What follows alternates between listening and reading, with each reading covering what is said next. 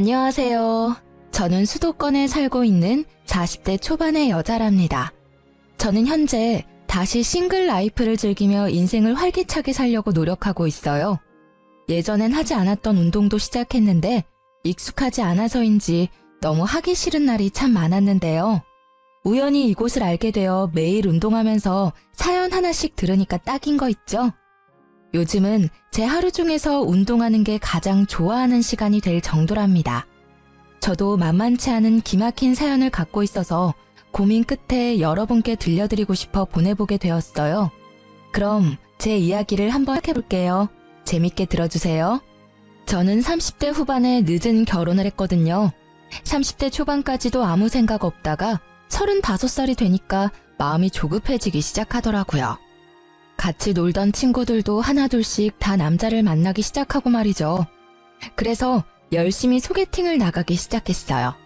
나이가 들수록 소개팅 횟수도 점점 줄어서 나중엔 어디서 남자를 만나야 할지 고민할 정도였답니다. 그냥 혼자 살아야겠다는 생각을 하던 차에 별로 친하지도 않았던 친구가 갑자기 소개팅을 해보라고 해서 아무 기대 없이 나가게 되었는데요. 그동안 만났던 남자들과는 다르게 외모도 멀끔하고 성격도 괜찮더라고요. 제가 사실 소개팅 잘하진 않는데 친구가 정말 괜찮은 분이라고 해서 이렇게 나오게 되었습니다. 근데 정말 나오길 잘한 것 같네요. 근데 공무원이시면 인기 많으실 것 같은데 왜 아직까지 혼자세요? 외모도 40살이라고는 안 믿겨요. 엄청 동안이시네요. 제가 좀 동안이란 소린 듣습니다. 글쎄요. 전 이해심 많은 여자가 이상형인데 아직 그런 여자를 못 만나서 아직 싱글입니다. 근데 민영 씨는 처음 뵈었는데도 참 편한 느낌이 드네요. 이해심 많은 여자라 그때 눈치를 챘어야 하는데 저도 바보 같았던 게 남편이 참 마음에 들어서 잘 보이려고 애를 썼다는 거죠. 솔직히 그때는 제가 만날 수 있는 남자 중에서도 제일 괜찮다고 생각이 들었어요. 어떻게든 놓치고 싶지 않아서 착한 척도 많이 하고 이해심 많은 척도 했죠.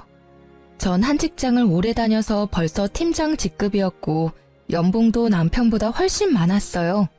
아무래도 공무원이다 보니 월급이 많지는 않았지만 노후가 안정적이니까 지금은 더 버는 내가 더 쓰자는 생각을 했었답니다. 그렇게 6개월이란 짧은 기간을 연애를 하고 바로 결혼으로 진행이 되었으면 하는 생각이 들더라고요. 그러던 차에 남편도 저에게 은근슬쩍 결혼 얘기를 꺼냈죠. 아무래도 우리 나이가 있으니까 결혼에 대한 얘기를 좀 해야 되지 않을까? 자기는 나랑 왜 결혼하고 싶어? 내가 나이가 좀 있는데 자기 부모님 마음에 들까 걱정이네. 난 너무 어린 여자는 싫어. 서로 비슷한 나이여야 이해도 잘해주고 어떤 상황이든 같이 헤쳐나갈 수 있어야지. 우리 부모님은 내가 좋다고 하면 무조건 허락하실 거야. 걱정하지 마. 그렇게 처음으로 시부모를 만나게 되었는데요. 회사 중역들 사이에서 프레젠테이션 할 때도 떨지 않는 제가 너무나 긴장이 되더라고요. 하지만 걱정과는 다르게 참 점잖고 좋으신 분들이라는 생각이 들었어요. 우리 아들이 40이 돼서도 장가갈 생각을 안 하길래 내심 걱정을 했는데 이렇게 참한 아가씨를 데려오려고 그랬나 보네. 민영이가 은근히 걱정을 많이 하더라고. 봤지? 우리 부모님 다 좋아하실 거라고 했잖아. 아유, 당연하지. 난 시집살이며 그런 거 할 생각도 없으니까 너희 둘만 잘 살면 된다. 집에 자주 찾아오지도 말고. 우리 아들이 공무원 시험 본다고 준비를 오래 했고 취직하고 나서는 우리 생활비도 주느라 돈을 많이는 못 모았다. 우리도 결혼 자금을 넉넉하게 대줄 형편은 못 된다. 너희 둘이 지혜롭게 생각해서 준비했으면 한다. 아, 네. 그 부분이라면 걱정 마세요. 제가 직장 생활을 오래 해서 모아둔 돈도 좀 있고요. 결혼식도 소박하게 하려고 해요. 아유, 아주 이해심 많고 착한 며느리를 만났네. 내가 말년에 복이 넘치나 보다.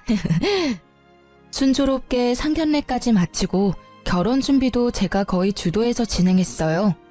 아무래도 남편이 공무원 준비하고 그러느라 세상 일 돌아가는 거나 물건을 잘 구매하는 방법 같은 것도 모르더라고요. 전 워낙 그런 거에 빠삭하고 회사 지원받아 가전도 할인받아 살 수 있어서 제가 거의 다 혼수를 준비했죠. 번갯불에 콩 구워 먹듯이 치르고 신혼집까지 서로 직장이 가까운 곳으로 운 좋게 빨리 구할 수 있었답니다. 결혼 못할 것 같았던 딸이 공무원 사위를 데려오니 친정 부모님도 아주 양팔 벌려 환영하시는 분위기였고요. 그렇게 많은 사람들의 축복을 받으며 결혼 생활을 시작했어요. 그때까지만 해도 나도 남들처럼 이쁜 아기도 낳고 행복한 결혼 생활을 할 수 있을 거란 기대에 부풀었죠. 말 그대로 몇 달간의 허니문 기간을 딱 지내고 나니 현실이 밀려오기 시작하더라고요. 결혼하고 세 번째 남편의 월급날이었나? 집에 온 남편이 말을 꺼내더라고요. 난 공무원 시작했을 때부터 부모님한테 100만 원씩 드렸어. 지금도 그러고 있고. 내가 미리 말해두는데 난 무조건 부모님한테 100만 원씩 드려야 돼. 내가 안 드리면 생활하실 수가 없어. 월급이 얼마나 된다고 그렇게 많이 드려? 아버님도 경비일 하시잖아. 그걸로 얼마나 버신다고 그래. 암튼 이건 절대 양보 못해. 무조건 100만 원씩 드려야 돼. 우리 친정은 용돈 안 드리잖아. 근데 시댁만 그렇게 드리는 건 좀 공평하지가 않잖아. 50만 원으로 줄이면 안 돼? 아니, 내가 내 월급에서 드린다는데 왜 그래? 자기 돈 갖다 쓰는 것도 아니잖아. 내가 안 드리면 생활이 안 되셔. 자기가 이해를 해줘. 이제 결혼했고 우리는 부부잖아. 네 돈 내 돈 하는 게 의미가 있어? 같이 돈 모아서 집도 옮기고 아기 키울 생각도 해야지. 아, 답답하네. 아직 아기도 없는데 벌써부터 걱정이야. 자기 이해심 많잖아. 이건 진짜 이해해줘야 돼. 그럴 수 있지? 이 일로 며칠을 다퉜지만 남편은 절대 주장을 굽히지 않더라고요.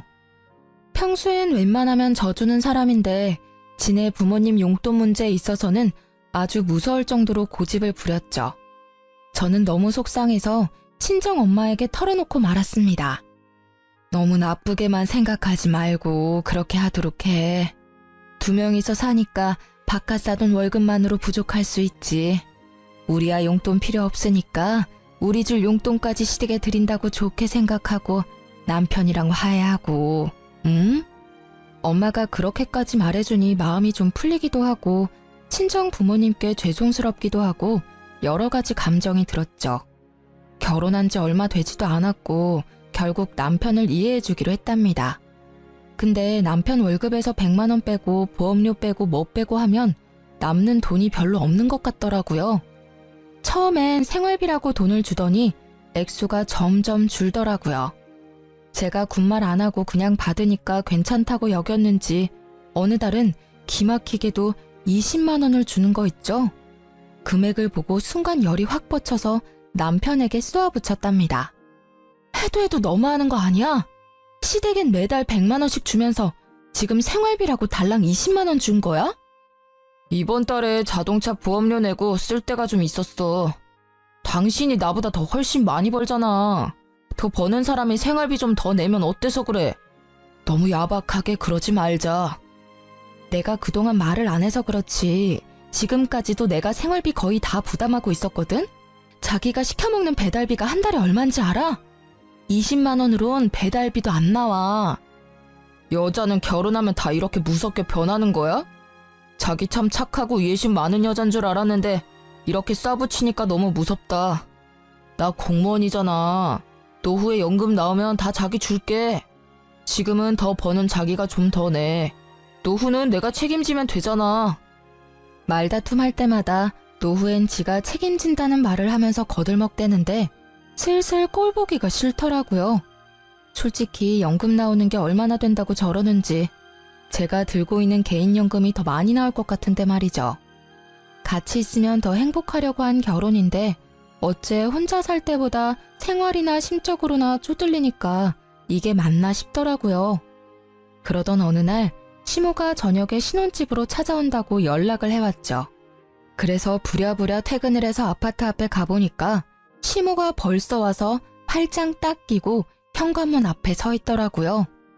어머니 오신다고 며칠 전에 연락 좀 해주시죠. 일부러 그랬다. 그래야 평소에 어떻게 해놓고 사는지 좀 보지. 그 말을 들으니까 좀 벙찌더라고요. 그래서 대답도 못하고 일단 집으로 같이 들어갔어요. 아무리 맞벌이라고 해도 네가 안주인인데 집을 좀 깨끗하게 해놔야지. 청소기는 언제 돌렸니? 이 바닥에 머리카락 쌓인 것 좀 봐. 손에 한 움큼 잡힌다. 아, 죄송해요. 평일엔 너무 바빠서 못하고요. 주말에 몰아서 다 하고 그래요. 아유, 요즘 애들은 아주 편하게 산다니까. 근데 보통 지금 들어오니? 그럼 저녁은 언제 차려서 먹어? 아, 오늘은 좀 일찍 끝내고 온 거고요. 평소엔 정수 씨 혼자 차려 먹거나 배달 시켜 먹고 그래요. 뭐? 남편 밥도 안 챙겨줘? 너 그러려고 결혼했니? 우리 아들은 내가 아침도 삼첩반상으로만 차려줬는데 오늘은 너네 냉장고 검사 좀 하러 왔다. 기본적인 요리 실력이 있는지 말이다. 그런데 배달 시켜 먹는다고 하니 안 봐도 뻔할 뻔짜구나. 어머니, 제가 더 일찍 나가고 더 늦게 끝나는데 어떻게 밥을 해줘요. 더 여유로운 사람이 하는 거죠. 정수 씨는 정시퇴근이지만 전 정시퇴근 절대 못해요. 일이 많이 바쁘다고요. 시모는 혀를 끌끌 차며 어느새 냉장고를 들여다보고 있더라고요. 이게 뭐야? 텅텅 비어있을 줄 알았는데 뭐가 이렇게 많아? 어머, 이건 전복 아니야? 과일도 비싼 걸로만 사 먹네. 넌 요리도 안 한다는 애가 냉장고엔 뭐가 이렇게 꽉 찼어? 아, 친정어머니가 가끔씩 오셔서 채워주고 가세요. 제가 먹을 시간 없다고 그래도 그러시네요. 아유, 아까워라. 예, 그럼 내가 이거랑 이 전복이랑 이거 한우랑 또 이건 뭐니? 망고. 그래, 이것도 좀 가져가마. 어차피 너 먹을 시간 없다며. 니네 엄마 왔다 가면 정수한테 전화하라고 해야겠네. 아, 가져가셔도 되는데 정수 씨도 잘 먹어서요. 전부 다 가져가시는 건 좀 그런데요. 엄마도 저희 먹으라고 주셨고. 어차피 니네 엄마가 늘 채워놓는다며. 먹을 거 없다고 전화하면 되잖아. 들어보니 너희 집이 우리보다 더 여유 있다고 그러던데 니네 아버지가 대기업 간부였다며? 그럼 이 정도는 괜찮아. 근데 어머니, 호칭이 좀 그렇네요. 니네 엄마라고 하시니까 듣기 좀 그래요. 자제 부탁드릴게요. 그리고 제가 한번 말씀드리려고 했는데요. 용돈 말인데요. 정수 씨 월급도 적은데 100만 원은 많지 않나 싶은데 좀 줄이면 어떨까요? 뭐? 내가 오냐오냐 해줬더니 시어머니가 아주 우스워 보이니? 호칭이 어쩌고 용돈이 어째? 네가 주는 것도 아니고 내 아들이 주는 건데 왜 네가 이래라 저래라야? 그리고 우리 아들이 혼자 벌 때도 그만큼 줬는데 따지고 보면 이젠 둘이 벌고 네가 돈을 더 잘 번다면서. 그럼 용돈을 더 올려줘야 되는 거 아니니? 난 그렇게 생각하고 있었는데 넌 오히려 용돈을 줄인다 이거니? 제가 용돈 얘기를 꺼내자 시모의 눈빛부터 표독스럽게 변하면서 저한테 쏘아붙이는데 너무 당황스럽더라고요. 저도 할 말은 하고 살아야 되는 성격인지라 그래도 조심스럽게 얘기를 꺼냈던 건데 시모는 아주 예민하게 반응하더라고요. 저는 더 이상 얘기를 이어갔다간 더 안 좋아질 것 같아서 일단 대꾸하지 않았어요. 시모가 혼자 궁시렁대면서 계속 씩씩거리는데 참 어떻게 반응해야 될지 모르겠더라고요. 시모는 저를 한번 쏘아보더니 기어이 냉장고 음식들을 바리바리 싸가지고 현관문을 나서더라고요. 네가 먼저 말을 꺼냈으니까 나도 다시 한번 말하마. 니네 둘이 보니까 단돈 50만 원이라도 더 올려서 줄 생각을 해봐라. 우리는 니네 부모처럼 여유롭지가 않아. 자식들이 안 도와주면 누가 돕니? 나이 많아서 세상 이치 잘 알 줄 알았더만 생각하는 거 하고는 참나. 이날 시모의 다른 얼굴을 봤다고 해야 될까요?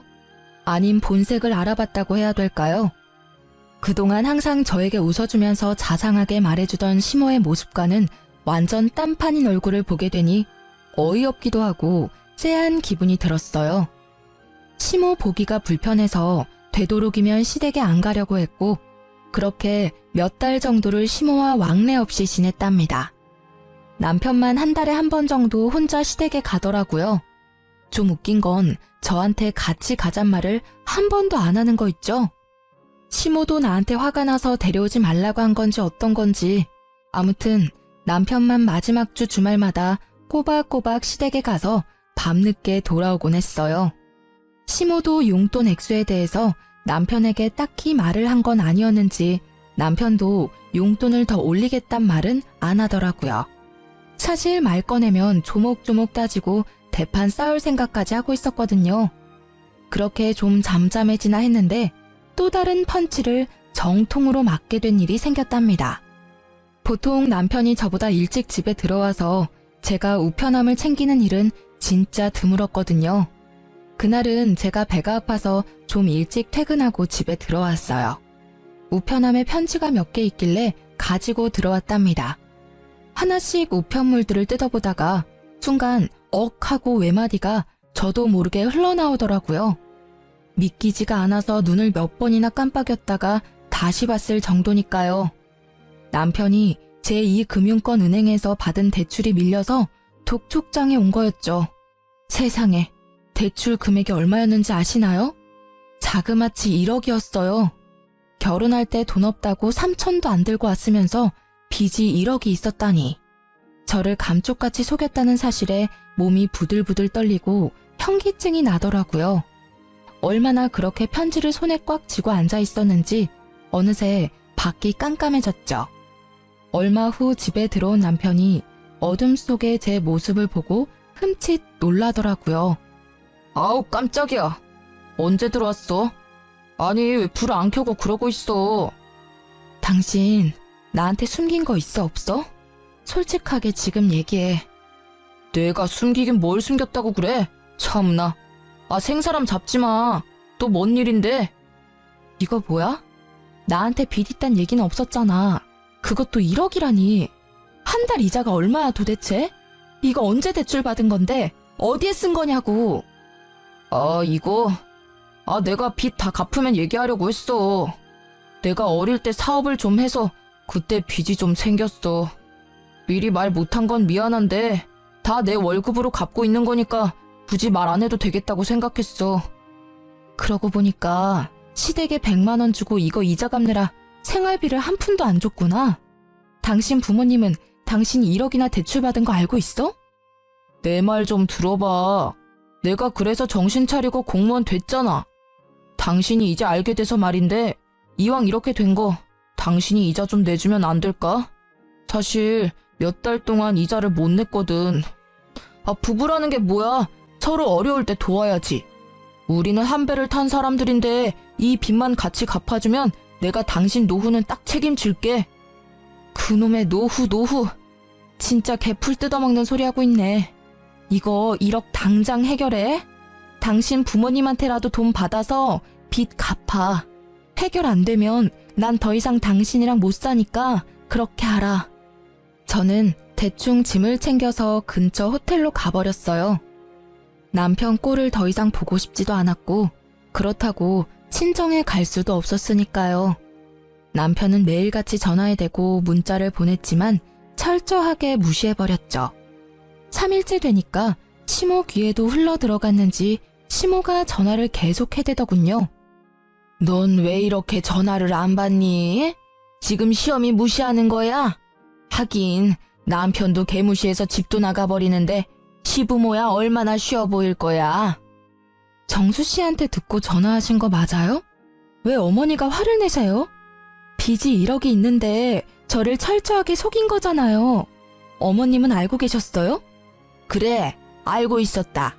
아니 지금 공무원 돼서 성실하게 갚고 있으면 됐지. 뭘 그거 가지고 바가지를 긁어대? 아주 하는 짓이 10대보다 못해. 지 맘에 안 든다고 가출이나 해버리고 말이야. 그리고 막말로 네가 어디 가서 우리 정수 같은 애랑 결혼할 수나 있었어? 나이는 많아도 우리 정수한테 잘할까 해서 결혼시켰더니 아주 성격이 개차반이야. 남편이 뭐라든 밀어줄 수 있어야지 여자가. 지금 말 너무 심하게 하는 거 아시죠? 며느리 무시하는 게 좋으세요? 아무튼 저는 대출 1억을 숨긴 남자랑은 한평생 같이 못 살 것 같으니까요. 지금 사과할 거 아니면 저한테 전화하지 마세요. 저는 시모의 막말에 화가 머리끝까지 나서 전화를 거칠게 끊어버렸답니다. 혼자서 곰곰이 여느 때부터 지금까지 생각을 해보았어요. 사실 죽고 못 살 정도로 사랑해서 한 결혼도 아닌데 왜 나만 이렇게 다 맞춰줘야 하는지, 그리고 남편의 문제를 어느새 제가 다 해결을 하고 있었다는 걸 깨달았죠. 아무리 남자가 애라지만 그래도 나보다 나이도 3살이나 많은데 보호받고 대접받는다는 느낌을 전혀 받지 못하고 살아왔더라고요. 거기다 빚이 1억이라니. 계속 같이 산다면 제가 같이 갚아야 할 것 같았죠. 저는 확실하게 매듭을 짓지 않으면 이혼을 해야겠다고 결정을 내렸어요. 제 태도가 확 달라진 걸 눈치챘는지 그날 저녁부터 남편이 어떻게 알고는 호텔까지 찾아와서 납작 엎드리더라고요. 여보, 미안해. 내가 잘못했어. 빚은 내가 천천히 무슨 일이 있어도 당신한테 피해 안 주고 매달 잘 갚을게. 우리 엄마가 한 말도 너무 심각하게 생각하지 말고 제발 한기로 흘려들어. 어? 여보, 제발 집에 좀 가자. 화 좀 풀고, 어? 월급 받으면 용돈이다 뭐다 해서 남는 돈도 없으면서 무슨 수로 1억을 갚아. 당장 생활비 100만 원도 못 주면서. 결혼하기 전이나 지금이나 버는 돈은 똑같은데 왜 이렇게 매달 쪼들려서 살아야 되는지 이해가 안 돼. 난 이렇게 경제적으로 힘들게 살고 싶지 않아. 이럴 거면 지금 헤어지는 게 좋을 것 같아. 여보, 난 당신 사랑해. 당신 없으면 난 죽어. 제발 한 번만 용서해줘. 내가 평생 걸려서 갚더라도 절대 당신한테 피해 안 줄게. 우리가 이렇게 늦게 만난 만큼 보란 듯이 더 잘 살아야 되지 않겠어? 제발 여보, 내가 당신한테 다 맞추고 살게. 여보, 내 얼굴 봐서라도 한 번만 봐주라. 이때 진짜 뒤도 안 돌아보고 헤어졌어야 했는데 말이죠. 그놈의 미련이 뭐라고 정이 뭐라고. 제 손을 잡으며 눈물을 글썽이는 남편을 보니 마음이 약해지더라고요. 저는 몇 날 며칠을 고민하다가 남편을 한 번 더 믿어보기로 했답니다. 남편이 시댁에도 입단속을 시켰는지 시모 전화도 오지 않고 조용하더라고요. 남편이 매달 갚고 있는 이자를 꼬박꼬박 보여주니까 바보 같았던 저는 조금씩 남편의 빚도 같이 갚아주기 시작했답니다. 빨리 빚 문제를 해결하고 속 편하게 살고 싶었고 아기도 얼른 갖고 싶었거든요.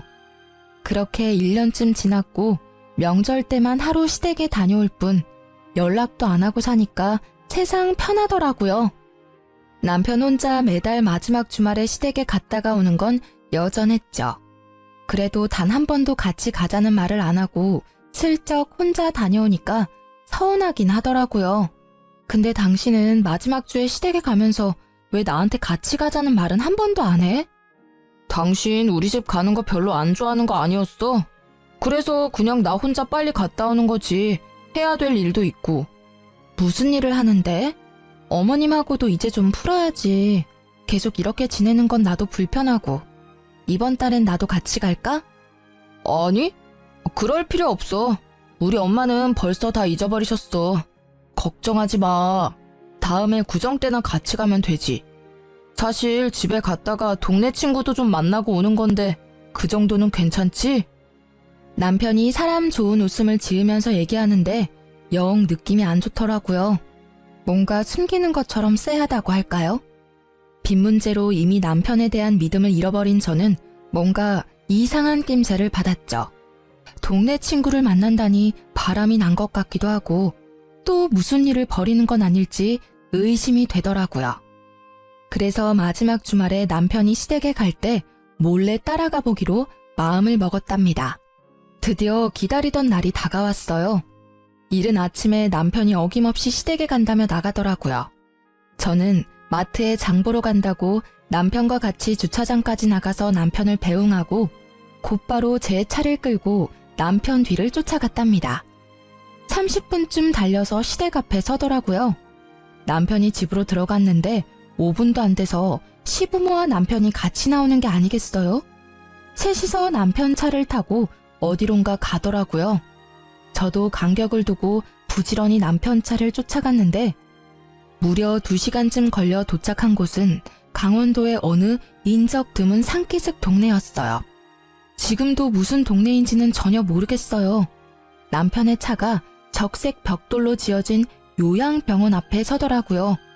저는 남편이 주차하고 세 사람이 병원 안으로 들어가고 나서야 멀찍이 주차하고 병원으로 따라 들어갔답니다.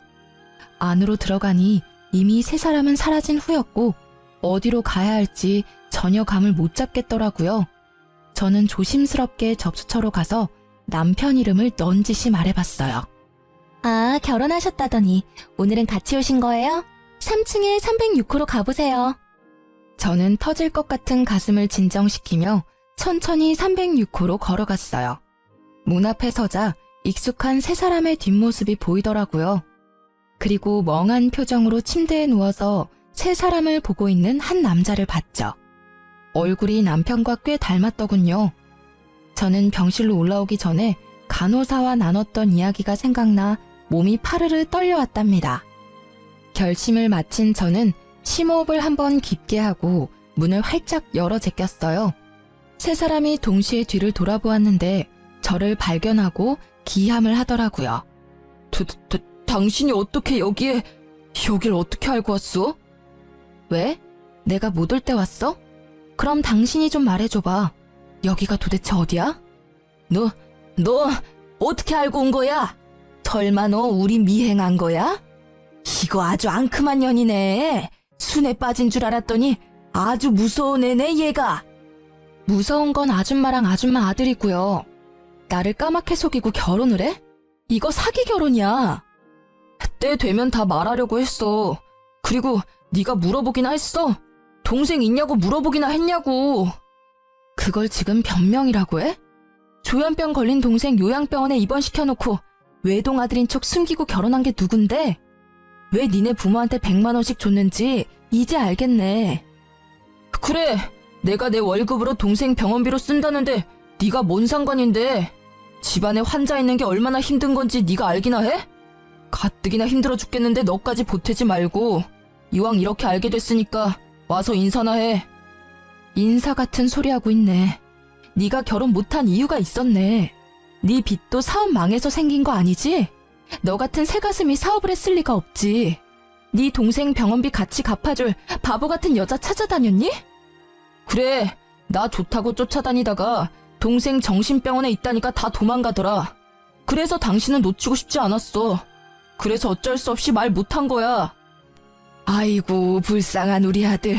이렇게 잘났는데 동생 때문에 그 좋은 혼처 다 놓치고 결국 이런 나이 40 다 된 애 만나서 수모까지 겪고 시부모 뒤를 밟을 생각을 하다니 내가 아주 너한테 소름이 끼친다. 네가 뭘 잘했다고 여기서 큰소리야? 꼴 보기도 싫다. 너 당장 나가. 안 나가? 시모가 악을 쓰면서 저를 병실 밖으로 밀어내기 시작했어요. 저도 지지 않고 저를 떠미는 시모의 어깨를 팍 밀어버렸답니다. 무슨 말 같지도 않은 소리를 하고 있어. 당신들이 지금 어떤 짓을 한 건지 제대로 알고나 있어? 지금 나 하나 바보 만든 걸로 이 일이 끝날 것 같아? 당신 각오해. 이유는 둘째치고 나 속이고 결혼한 거 뼈저리게 후회하게 만들어줄 테니까. 그때였어요. 침대에 누워있던 남편의 동생이 무슨 동물처럼 괴성을 지르기 시작하더라고요. 손과 발이 다 침대에 묶인 채로 말이죠. 도대체 얼마나 심각한 상태인 건지는 몰라도 침대가 부서지도록 팔을 흔들면서 열심히 소리를 질러대는데 솔직히 무섭더라고요. 시부가 의사를 부르러 나가고 시모도 지 아들이 무서운 건지 멀찍이 침대에서 떨어져 멍하니 바라만 보고 있고 남편은 씩씩대며 저를 노려보고 있는 거 있죠. 남편이 저에게 성큼성큼 다가왔어요. 네가 시끄럽게 구니까 저 새끼가 흥분해서 또 발악을 하잖아. 아, 지겨워 진짜. 이 짓을 언제까지 해야 돼? 좀만 더 있으면 내가 다 말하려고 했는데 넌 왜 여기까지 쫓아와서 이 사달을 만들고 난리야? 적반하장으로 나오는 남편의 태도를 보니 진짜 사람 같지도 않더라고요. 저는 아주 세게 남편의 뺨을 갈겨버렸습니다. 너같이 이기적이고 사이코패스 같은 놈한테 속아서 결혼한 내가 한심하다. 법원에서 보자. 제 손목을 잡으려는 남편의 팔을 세게 쳐버리고 병실을 나왔어요. 울지 않으려고 입술을 세게 깨물었지만 차로 가는 사이 벌써 눈물이 줄줄 흘러내리더라고요. 간신히 마음을 추스리고 집으로 돌아오는데 제가 당한 이 기막힌 현실이 믿어지지가 않았죠. 저도 이렇게 힘든데 도대체 이 일을 어떻게 친정 부모님한테 말을 해야 할지 정말 미치겠더라고요. 도무지 현실 같지가 않고 차라리 깨고 말 악몽이었으면 하고 바랬을 정도였어요. 당장 회사에 출근할 힘도 없어서 일단 며칠 정도 휴가를 내고 친정 부모님한테 말도 못하고 혼자 끙끙대며 알아 누웠어요. 남편은 겁이 난 건지 다 끝났다고 생각을 한 건지 집에 콧배기도 안 비치더군요. 그렇게 며칠이 지나고 저는 마음을 추스리고 친정으로 갔답니다. 처음에 말 꺼내기는 어려웠지만 한번 시작하니 폭포처럼 그동안 참았던 말들이 다 튀어나오더라고요. 눈물을 펑펑 흘리며 부모님께 모든 사실을 털어놓았죠. 부모님은 다 듣고 나신 뒤에도 한참을 아무 말도 없으시더라고요. 저만큼 많이 놀라고 믿기지 않으셨겠죠. 아버지가 일어나시더니 옷을 챙겨 입기 시작하셨어요. 그리곤 딱 한마디 하셨죠. 앞장서라. 그렇게 친정 부모님과 저는 시댁으로 찾아갔답니다. 친정아버지는 시부모가 문을 열어주자마자 거침없이 들어가서는 그 집안에 있는 물건들을 닥치는 대로 던지기 시작했어요. 시부가 고함을 치며 친정아버지를 막아섰고 시모가 째랑째랑한 목소리로 악을 쓰며 말을 하더라고요. 아니 이게 지금 무슨 짓이에요? 교양 없게. 다짜고짜 쳐들어와서 지금 뭐 하는 거예요? 아이고, 그렇게 교양 있는 옆에내가 우리를 감쪽같이 속이고 사기 결혼을 시켰어? 이거 진짜 콩밥 먹어봐야 정신 차릴 옆에내 아니야? 당신들이 무슨 짓을 저지른지 알아? 이거는 명백히 사기 결혼이야. 내가 우리 딸 인생 망친 값 톡톡히 치르게 할 거야. 알아들어? 아버님, 제가 조만간 말씀드리려고 했어요. 속인 게 아니고요. 말하는 시기를 좀 늦춘 거죠. 그리고 아버님이 정신적으로 아픈 가족 돌보는 게 얼마나 힘든 건지 아십니까? 예? 그것도 이해 못 해줍니까? 그렇게 힘든 거면 너 혼자 감당하면 되지. 왜 꾸준 우리 애를 데려다가 네 짐을 나누려고 해? 네가 우리 애를 사랑해서 결혼한 거야? 우리 애 데려다가 네 빚 같이 갚고 병원비 같이 내려고 그런 거 아니야? 아픈 동생 있다고 이렇게 이혼을 하자는 게 말이 됩니까? 당신 이렇게 나 버리면 천하의 못된 년 되는 거야. 부부가 어려울 때 서로 도와야지 이게 이혼할 일이야? 나는 절대 이혼 못하니까 마음대로 해봐. 이건 내가 혼인 무효 소송을 걸어도 당신은 할 말 없어. 천하의 못된 년? 진짜 당신의 그 어거지에 기가 막힌다. 나한테 한마디 사과도 없으면서 어떻게 그딴 식으로 말해? 이 쓰레기들하고는 말이 안 통한다. 가자. 당장 이혼 소송 걸 거니까 어디 누구 말이 맞나 법원에서 가려보자고. 친정 부모님과 저는 그 길로 바로 아버지의 친구의 소개를 받아 변호사와 상담을 시작했어요. 동시에 신혼집도 바로 부동산에 내놓았답니다. 사실 시부모한텐 반반 결혼이라고 했지만 친정아버지 명의 아파트를 저희한테 살라고 주셨던 거거든요. 남자 나이 40에 3천만 원도 없는 걸 구제해줬더니 제 골수까지 빼먹으려고 작정하고 결혼한 거잖아요. 참 기가 막히죠? 아버지는 남편과 같이 살았던 아파트라 재수가 없다면서 당장 팔아버리겠다고 엄청 화를 내시며 부동산을 찾아가셨던 겁니다. 아버지가 워낙 성격이 불같은 분이라 가전들도 싹 팔아버리시고 남편 짐도 싹 정리해서 쓰레기장에 갖다 버리셨을 정도였어요. 속전속결로 정리하고 친정으로 들어가 지내면서 바로 남편에게 이혼 소장을 보냈죠. 역시나 바로 전화가 오더라고요. 너 집 비밀번호 바꿨어? 출근해야 되는데 입을 옷이 없어서 왔더니만 비밀번호 당장 말해. 들어가도 소용없어. 집 팔려고 내놨으니까. 당신 짐도 싹 갖다 버렸으니까 옷 없으면 새로 사 입던지. 어차피 좋은 옷들도 아닌데. 너 진짜 미친 거 아니야? 왜 내 허락도 없이 내 짐을 갖다 버려? 너 안 그래도 소장 보냈던데 우리 집 팔아버리고 내 짐 버린 것도 다 손해배상 물게 할 거야. 난 절대 이혼 안 해. 넌 내 옆에 붙어 살게 될 테니까 두고 보자.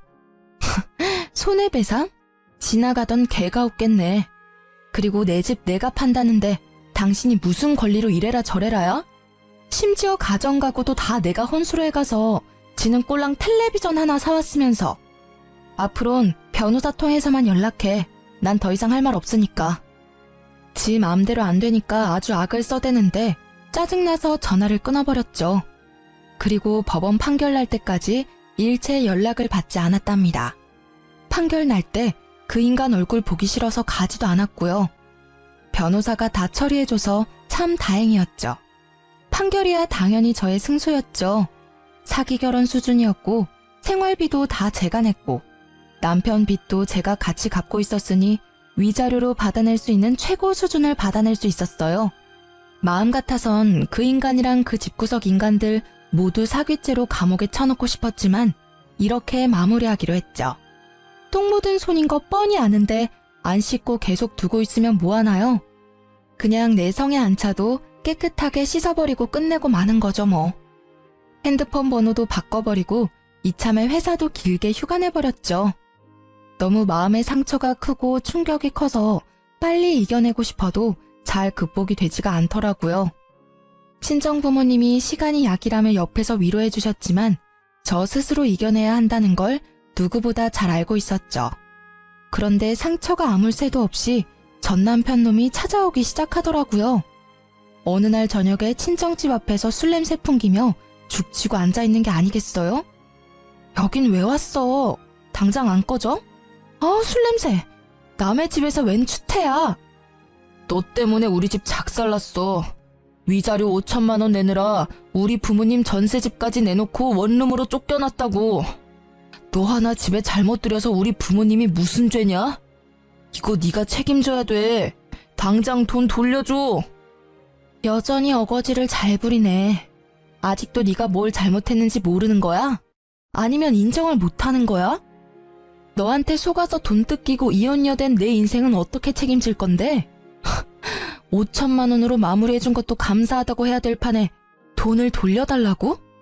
넌 돈 많잖아. 서울에 아파트도 있고 네 월급 나보다 3배나 많고. 내가 동생 문제 말고는 뭔 문제가 있냐? 바람을 폈냐 도박을 했냐?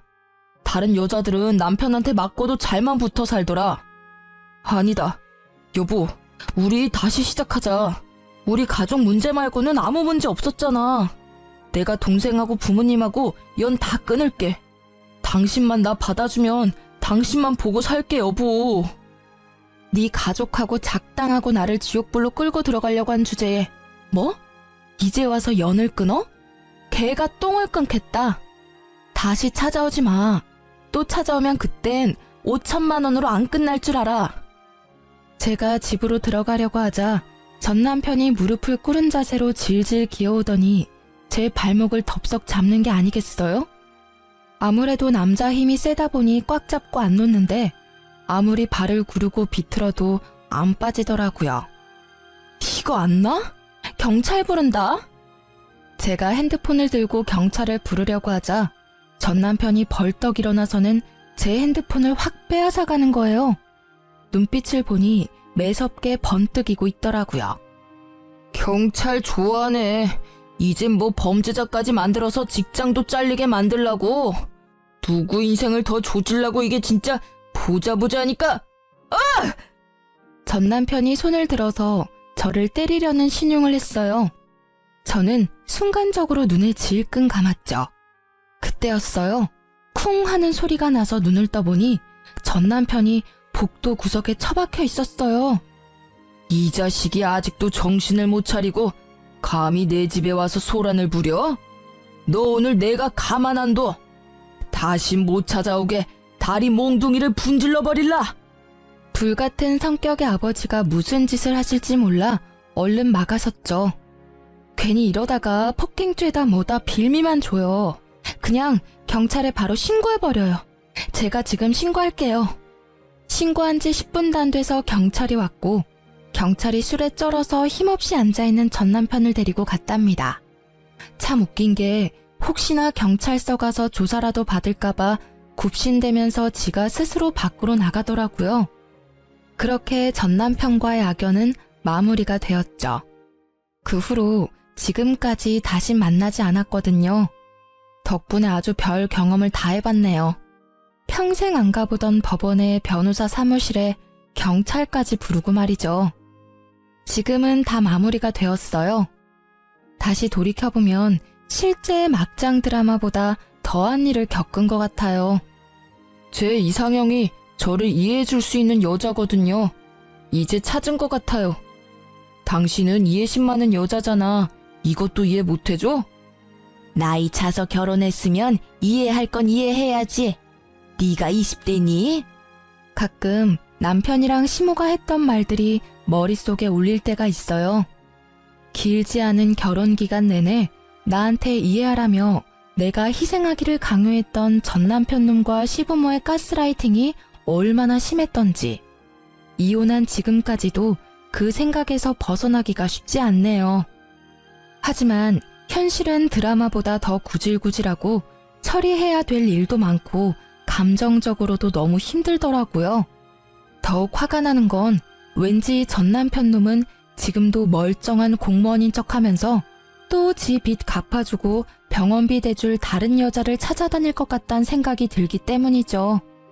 저도 심적으로 너무 여유가 없고 결혼이 급한 상태여서 전남편 놈의 멀쩡한 겉모습과 직업을 보고 너무 성급하게 결혼을 진행했었거든요. 그놈이 그 당시에 그런 제 모습을 보고 속으로 얼마나 바보 같다고 비웃었을지. 자다가도 그 생각만 하면 화가 뻗쳐서 벌떡 일어난답니다. 저는 지금 다시 회사에 복귀해서 전과 크게 다르지 않은 삶을 살고 있는데요. 큰 일을 한번 겪고 나니 마음가짐은 많이 달라졌어요. 이젠 외롭다고 아무나 절대 만나지 않고 혼자의 삶을 즐기려고 해요. 괜히 아닌 인연 억지로 만들어서 인생 꼬는 것보다 심심해도 평범하고 행복한 현재의 삶이 훨씬 나으니까요. 여러분도 외롭다고 성급한 결정하지 마시고 현재의 내 삶도 충분히 행복하다는 거 꼭 기억하셨으면 좋겠어요. 제 사연 어떻게 들으셨는지 모르겠네요. 모두 행복하시고 건강하세요.